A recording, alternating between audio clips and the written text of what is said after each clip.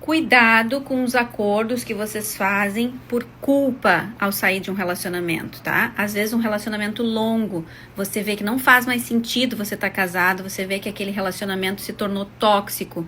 Você, homem, quer sair do casamento, quer deixar os seus filhos bem, eventualmente já conheceu outra pessoa, e aí se motiva a sair, porque é mais difícil o homem pedir o divórcio.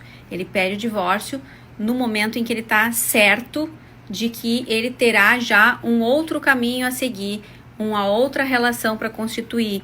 Geralmente é assim, a mulher pede o divórcio só porque ela quer não estar mais naquele relacionamento. Se ela se sente já segura de sair daquele relacionamento com alguma partilha que vai dar uma condição para ela boa de viver, ela sai. Então ela sai muito mais porque ela de fato reconhece que não gosta mais de viver com aquele parceiro, e o homem, ele fica na relação mesmo não gostando, até que ele sinta que tem um outro relacionamento esperando por ele. Então aí acontecem as traições às vezes, e aí os acordos ruins por um problema de culpa ao final da relação, que aí vocês pensam muito nos filhos, e não existe herança de pessoa viva, então você tem que se preocupar em estar bem, porque a responsabilidade de suprir as necessidades dos seus filhos vai até os 25, às vezes 30 anos, dependendo da situação. Então você precisa estar bem. Sabe aquela máxima de quando o avião está em queda, primeiro você coloca máscara de oxigênio em você para depois socorrer os que estão ao seu lado, porque senão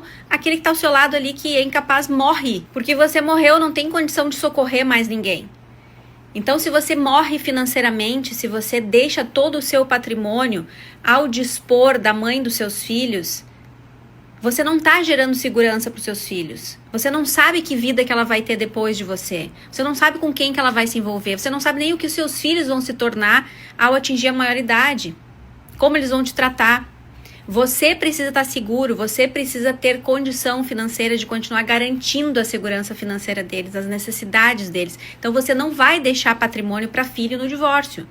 Você deixa um testamento se você quiser, privilegiando os seus filhos no final de uma relação, ou se você estiver solteiro, ou se você tiver constituído uma nova relação. Mas não deixa patrimônio seu, que é fruto de uma vida de trabalho, que nem nesse caso que eu atendi hoje, mais de 20 anos, o cara investiu das economias dele para adquirir um imóvel que hoje a mulher faz uso sozinha com as crianças. Então ele ainda deixou 60% para ela e ficou com 40% só, supostamente pensando nos filhos, no bem-estar dos filhos. Só que isso está errado. Porque, como eu disse, você não sabe o que vai ser daquele patrimônio nas mãos da sua ex-mulher e nem nas mãos do teu filho como ele atingir a maioridade. Mas ele vai continuar te demandando. A responsabilidade continua sendo sua de suprir as necessidades deles. Eles perdendo aquele imóvel ou não, entendeu? Então, você coloca ali, fruto de 20 anos de trabalho, como nesse caso que eu atendi hoje. E ainda por cima, ela entrou com uma parte do FGTS e ele entrou com outra. Aí ela pediu que ele devolvesse o FGTS para ela. Ele ainda foi enganado nesse ponto.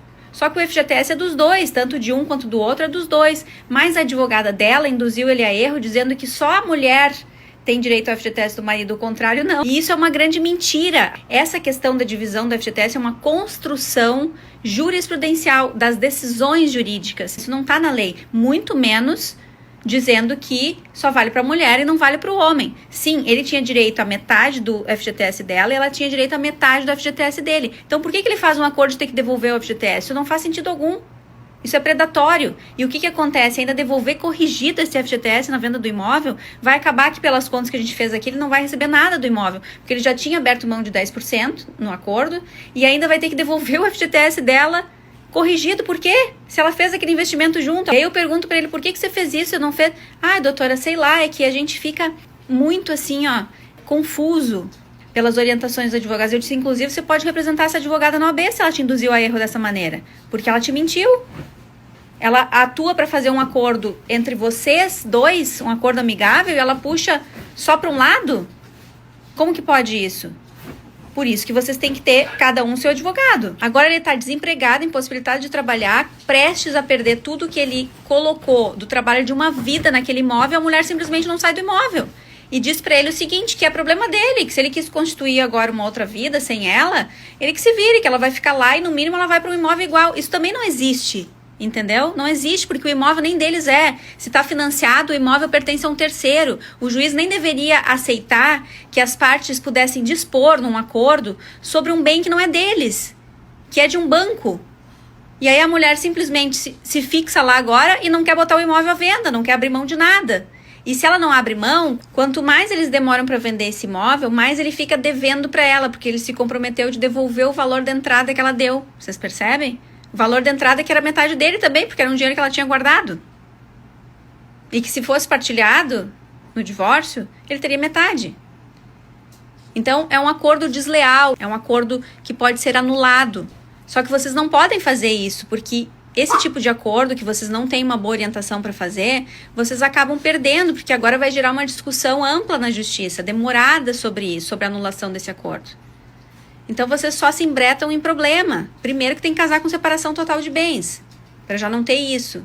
Segundo que não tem que abrir mão da parte de vocês para filhos, se for fazer qualquer partilha. Porque isso é contraproducente, vai contra a própria proteção que vocês querem dar aos filhos, porque se vocês estão mal, os filhos de vocês vão estar mal também. Não tem como você garantir a segurança financeira dos seus filhos até eles terminarem a primeira faculdade se você estiver miserável, se você tiver aberto mão de tudo. É ridículo isso, percebem? Mas vocês são levados a isso muitas vezes por culpa, por estarem terminando a relação, ou por ter tido algum atrito grave ali que vocês se sintam culpados ou que fazem vocês se sentir culpados. E aí vocês não têm a mesma energia para recomeçar a vida aos 40, aos 50, aos 60, cada vez que vocês se separarem e tiverem que dividir metade do patrimônio de vocês. Tá bem? Então fiquem atentos a isso. Então só 1% são os que vão prosperar no campo afetivo dos relacionamentos e nas outras áreas da vida que as relações pessoais obviamente interferem. Só aqueles que buscam se entender o mundo e a sociedade no qual estão inseridos e se instruir, contendo a emoção e trabalhando a razão, é que vão conseguir transmutar isso. Para isso eu escrevi o livro que pode acender, startar o primeiro fusível da razão dentro de você. E tem mais 2 a caminho. O amor vai te encontrar. Já está na pré-venda. Procure informações aqui na descrição desse vídeo e aguarde os outros 2 da trilogia que já estão no forninho.